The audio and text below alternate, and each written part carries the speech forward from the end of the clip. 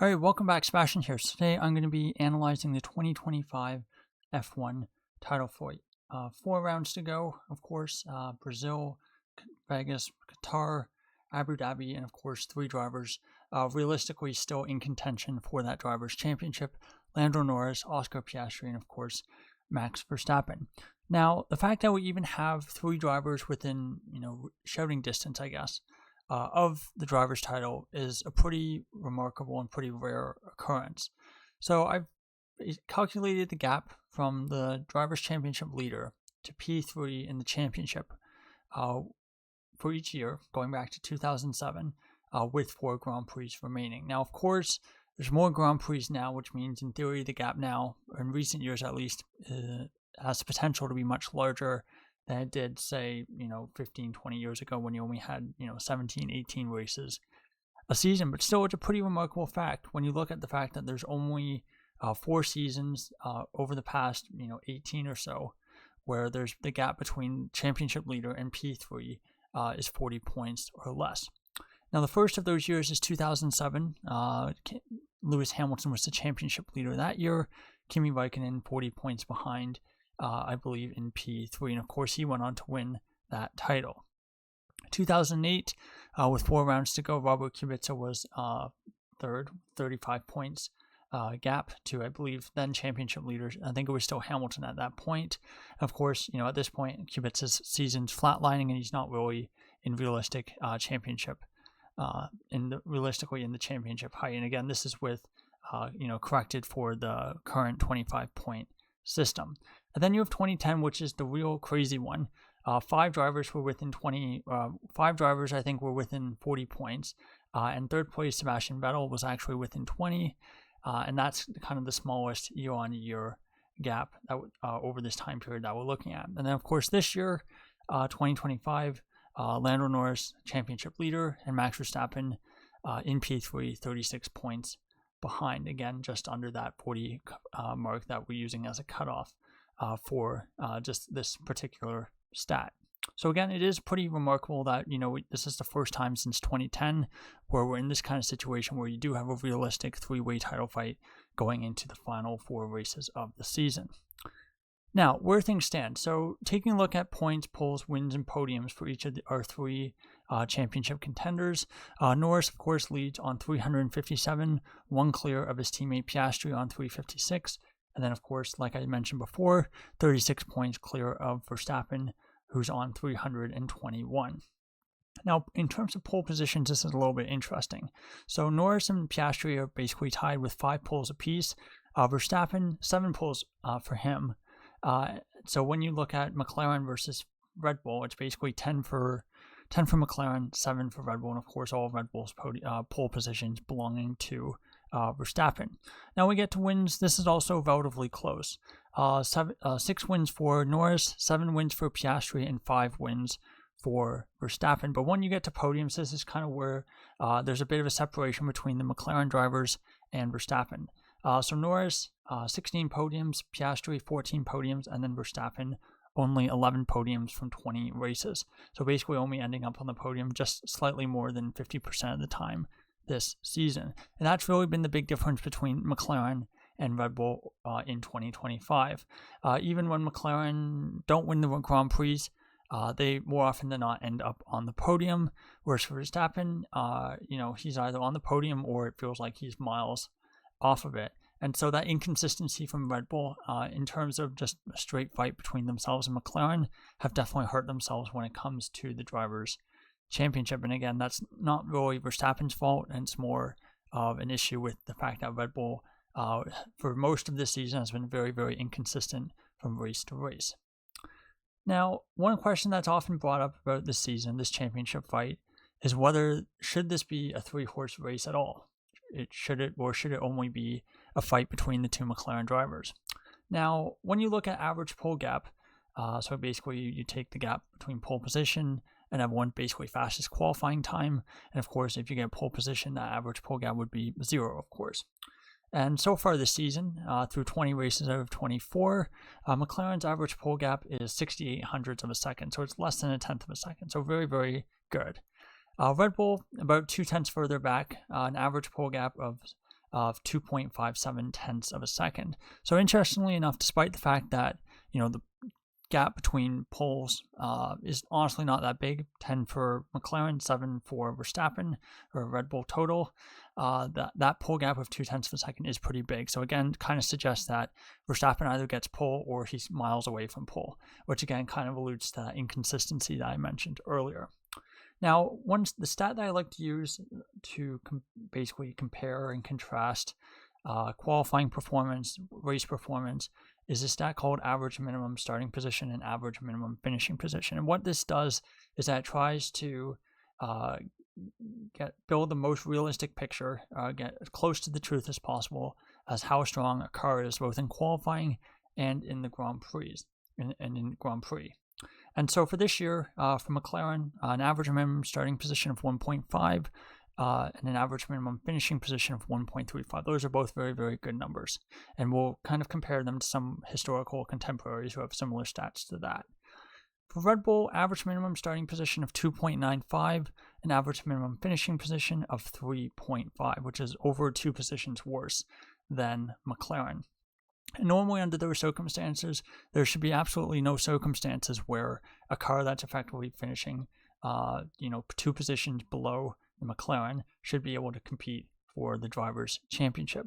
But one of the interesting caveats with this season, with 2025, is that Verstappen and his teammate Tsunoda have a historically basically unprecedented gap in terms of performance, particularly in race day. So much so that Verstappen's worst performances are basically competitive with what the best that Tsunoda has been able to do this season. And so basically it has slightly skewed this stat for Red Bull, and it kind of I believe it slightly underestimates the car's performance this year, but not by a massive amount.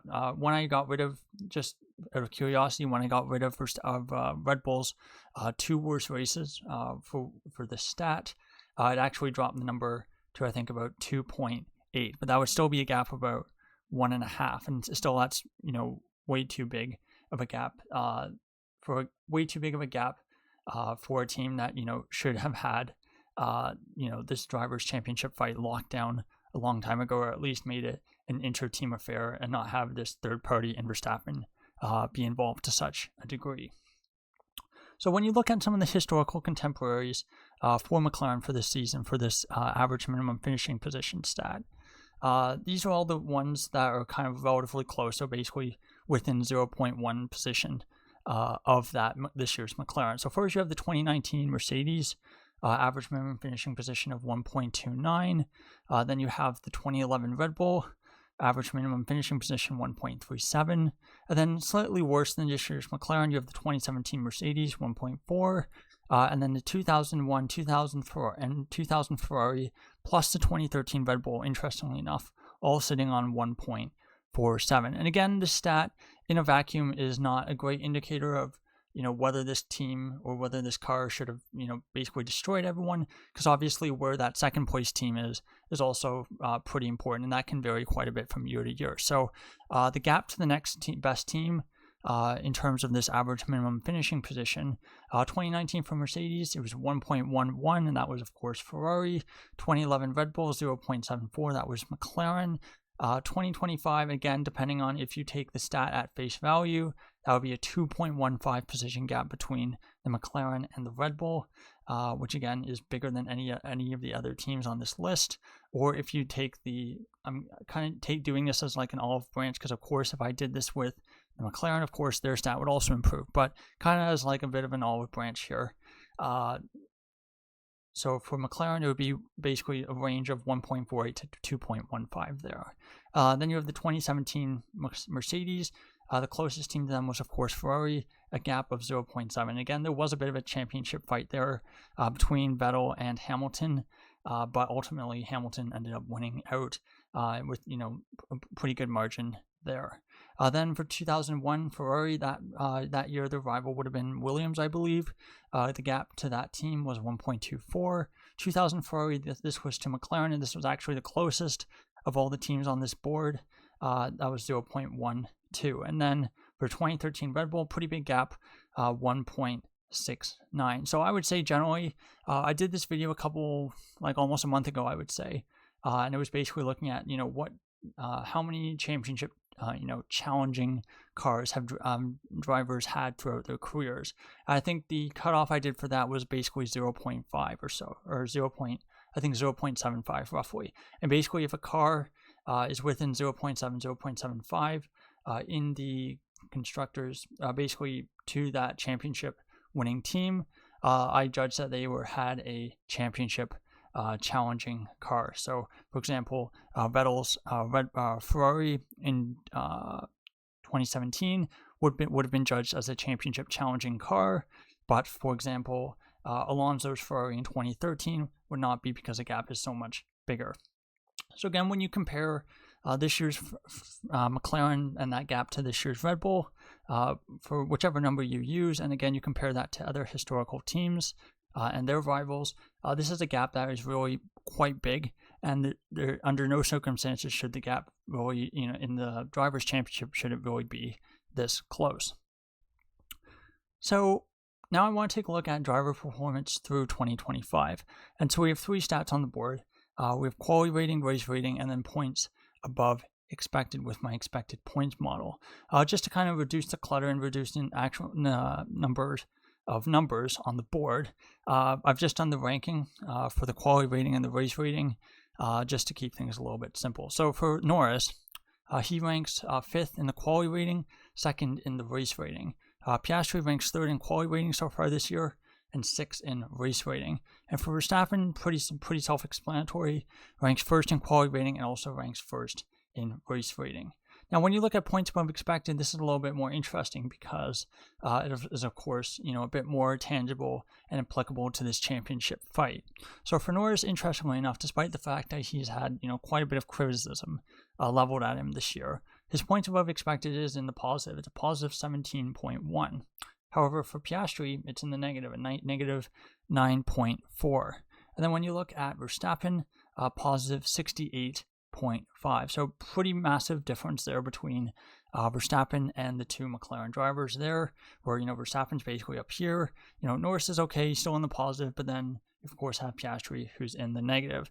And when we look at the last slide, I don't think the exact last slide, but towards the end, when we talk about drivers and their mistakes this year, again, some of these numbers will make a little bit more sense. So now, again, another way to, look at the performance of drivers through the year, I've broken down the 20 races we've had so far into 5 race blocks, and using my power ranking that I do after every Grand Prix weekend, I basically use this as a proxy for how I feel that the driver is performing. So we have their average ranking for each of these blocks. Verstappen, of course, is in navy, Piastri in orange, and then I put Norris in kind of a lime green, yellow, to kind of match his helmet, just as a way to separate the 2 McLaren drivers. And so when we look at Verstappen, the first block of 5 races, he has the best average, of course, the lowest number of the 3 drivers. Same for block 2. Block 3 was actually his worst block, where both Norris and Piastri, I judged, performed a little bit better than he did.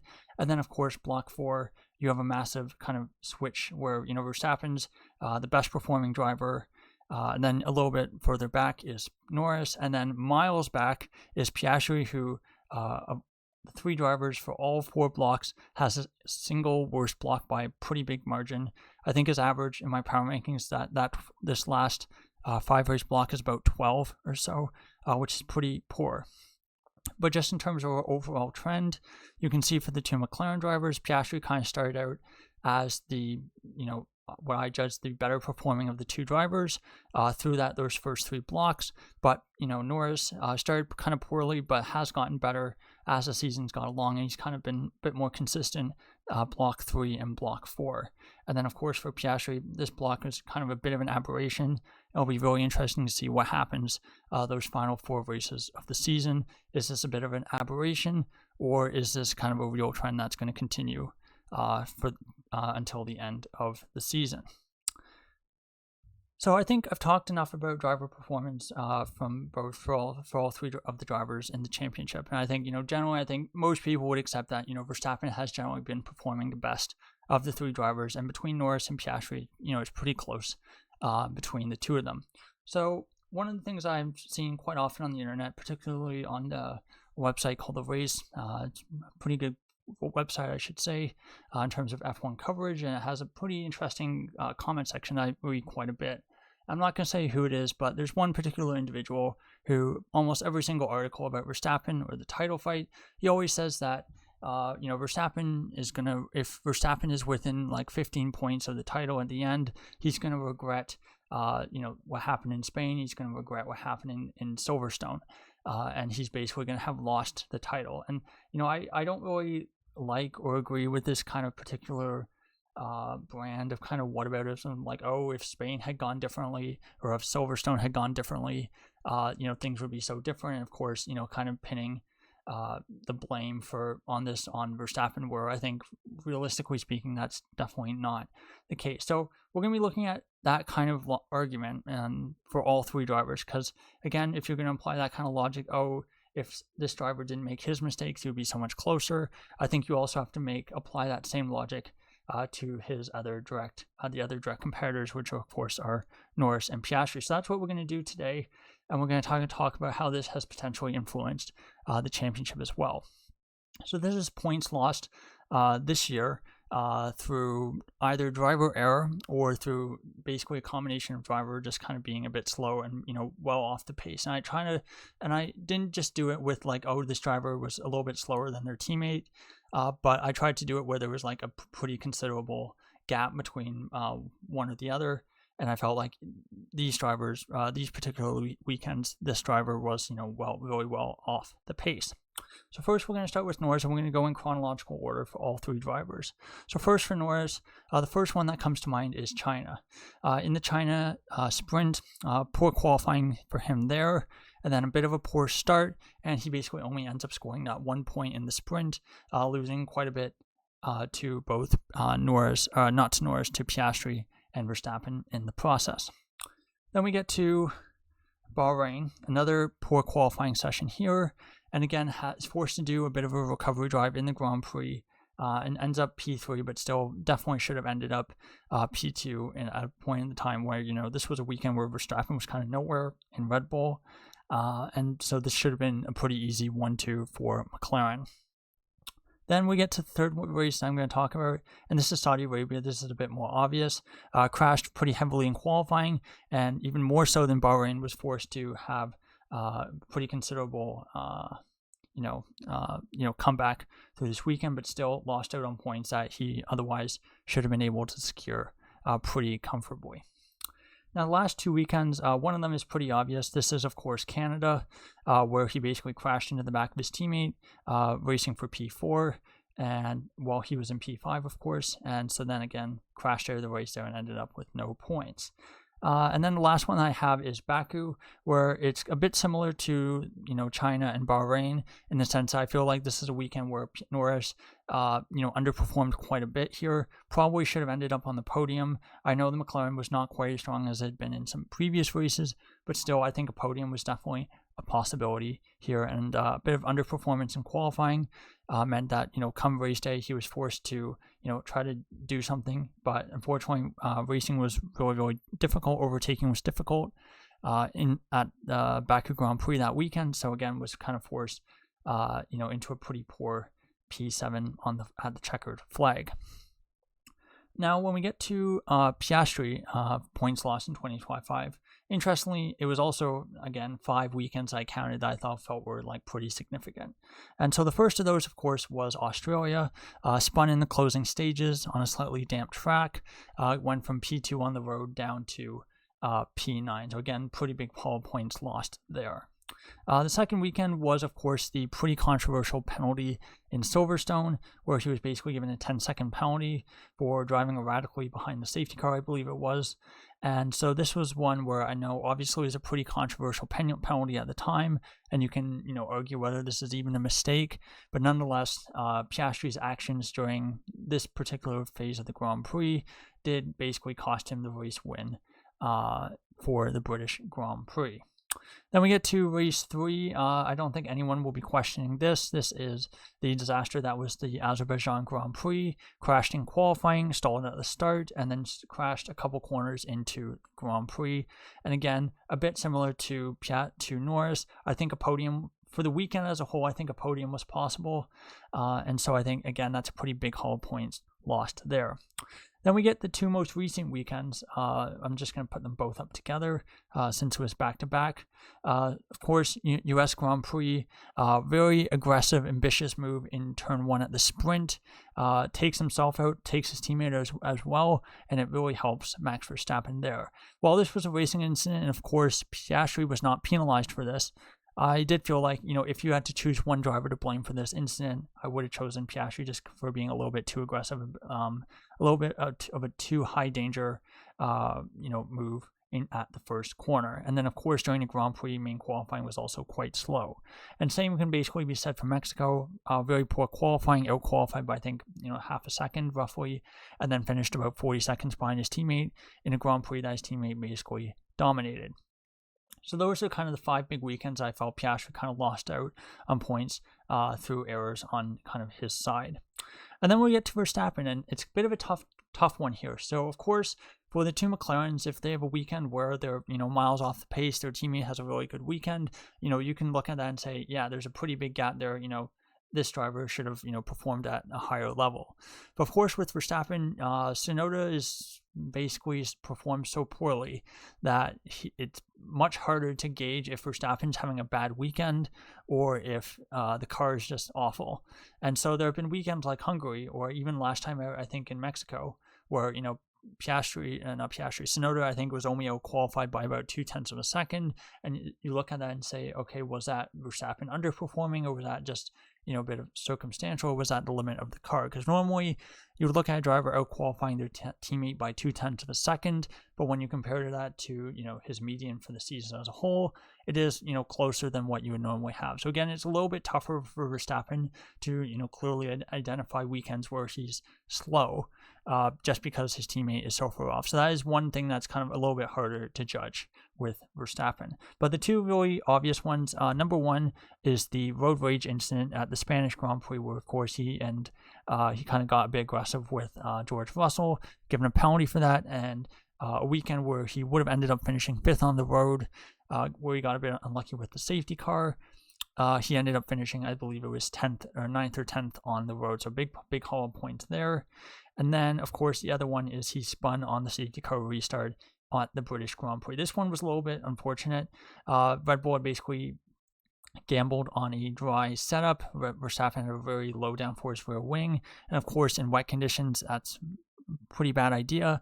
And so Verstappen was, trying to make the most of it, but unfortunately got the better of him, and he, of course, spun, and that basically cost him a podium there, which of course went to Nico Hülkenberg. So even I think most Verstappen fans would be pretty content with, if Verstappen's going to lose a podium, they're pretty happy that Hülkenberg was the one who picked it up and finally got that medium podium for his career. So when you look at all those, incidents and you add up all the points losses together, again, this is just kind of my approximation. For Norris, it's 28 points total. For Piastri, it's a pretty whopping 62. And for Verstappen, it is 14. Now, of course, those numbers do not, line up with what I said before with the expected points. And that is, of course, because, with the expected points, it's basically trying to be a measure of average driver performance. So I think it's to be expected that, drivers will make a couple of mistakes through the season and they will, lose some points. So, of course, even though Verstappen has lost, 14 points through driver fault, and then, of course, a couple more points here and there through things that weren't his fault, she still has a massive positive, partially because, it's still less than you would expect the driver to lose on average, and of course because he makes up a lot more points just because he's so talented, right? So that 62 points, for example, for Piastri kind of explains why he has a -9, and for Norris, he's 28, which is honestly not too bad. It's pretty close to Verstappen, but it again does show that actually Norris and Verstappen, I think, have been, at least in terms of magnitude of point loss, through mistakes of their own. It's been relatively close. I would say within 14 points or so for Norris and Verstappen. Norris, of course, did have the reliability failure at Zandvoort. That's an extra 18 points. For Verstappen, was taken out in Austria by Antonelli, and then in Miami in the sprint. His pit crew released him into another car. So again, lost some big points there as well. So again, you can kind of talk about this and, discuss whether mistakes have influenced it. But I think definitely the fact that, Piastri's, I think, made quite a few mistakes or has been, noticeably slow. Or on Norris's end, he's made some mistakes, but then also had the reliability issue, which, handed a big haul of points to Verstappen, has basically, contributed to Verstappen kind of being able to be in this championship fight, despite the fact that I think the car is noticed quite a bit slower than the McLaren. Now, finishing up this video, I want to take a look at who's in the driver's seat for winning this title. So I ran some Monte Carlo simulations, and basically you just do many simulations of the remainder of the season. In this case, 4 Grand Prix and the 2 sprints, and you basically use the current numbers, and then you basically use all the different possibilities for possible results, and you basically try to see what are the most likely outcomes. And so this first simulation I ran. I ran it 2,000 times, and this is with equal probability. So each position, each of the 20 positions, so first through 20th, each of the drivers had an equal probability of getting each of those positions, which of course is not particularly realistic, but I was just curious to see what the results would be. And so the results were 52% of the time Norris would be champion, 46% of the time Piastri would be champion, and 2% of the time Verstappen would be champion. Now, the second time I ran this, I decided I wanted to make it a little bit closer to realistic. So of course that means that for all 3 of them, more often than not, it means that they're going to finish in the points and often in the top 5. I think it was still not perfect. I think it could have been a little bit better. So I'm calling this more realistic, but not totally realistic. And in this case, Verstappen's probability actually doubled. So it does suggest, I think the real number for, what Verstappen's odds of winning the championship are, I'd say it's probably closer to, 5% or so. But in this simulation, again, 2,000 times, for Norris, it was 40.8%, Piastri 45.4%, and for Verstappen, it was 3.8%. So even with that 1 point difference between Norris and Piastri, it does make a little bit of a difference in terms of the odds. And again, with 4 races to go, I think, unquestionably, just based on the math and the statistics, Norris is definitely the favorite. And when you take into account that, Piastri has had a pretty poor run of form recently, the momentum is definitely more on Verstappen and more on Norris's side than it is on Piastri's. Now, when you look at the last 4 Grand Prix this year, of course, Brazil, Vegas, Qatar, and Abu Dhabi, and just kind of like trying to, look ahead and see who might be able to win at those tracks, because of course that will definitely influence who's has the best chance of winning the championship. So first we have Brazil, which to be honest I thought it was this weekend, and I was halfway through making my Grand Prix preview video for this weekend, and then I looked at the schedule and I realized that the dates were not this weekend. I'm like, oh, there's no Grand Prix this weekend. I realized I had to do something different, which is why I made this video instead.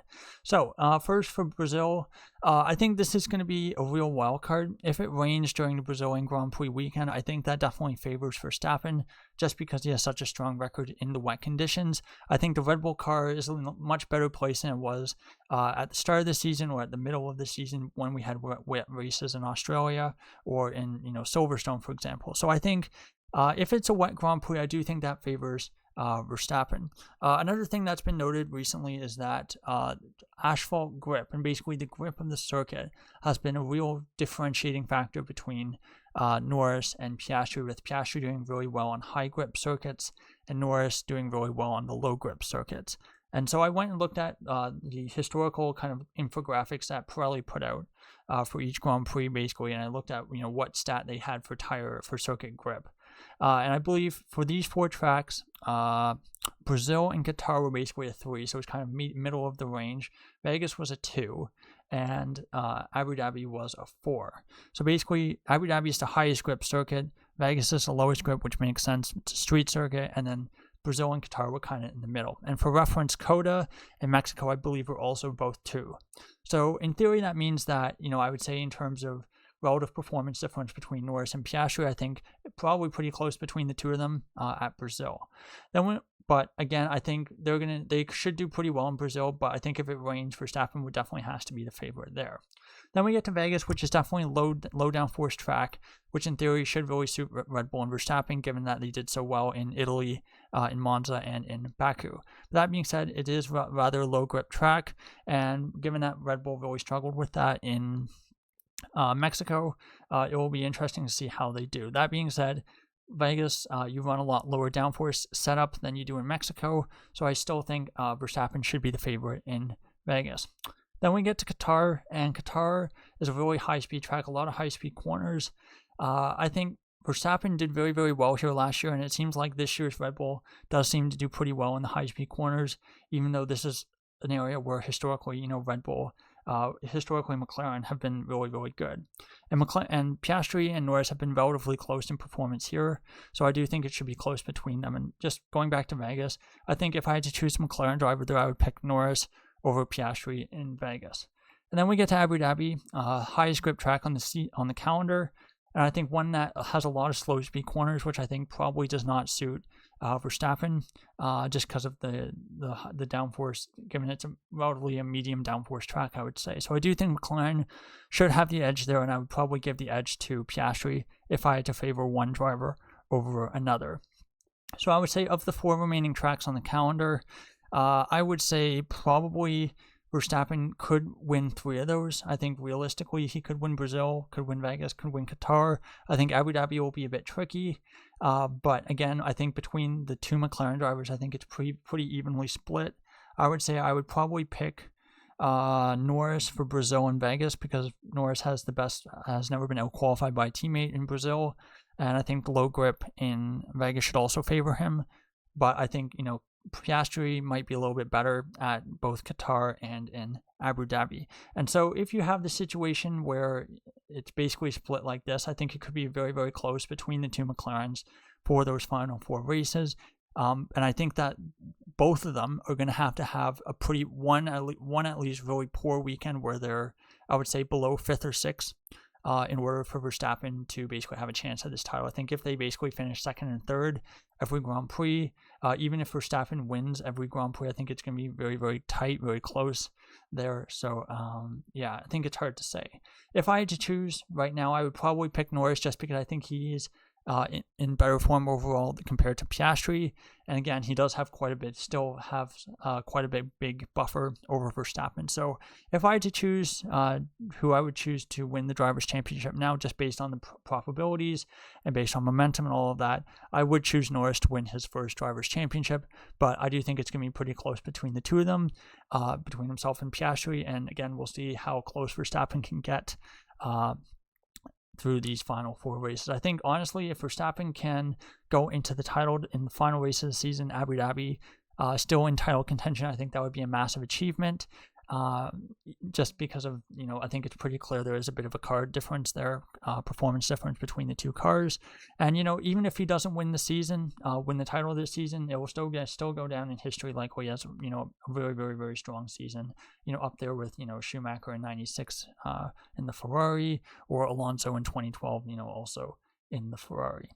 So there you go. That is my analysis of the 2025 F1 driver title fight with 4 rounds to go. Should be a very, very exciting final 4 races. I'm really looking forward to it.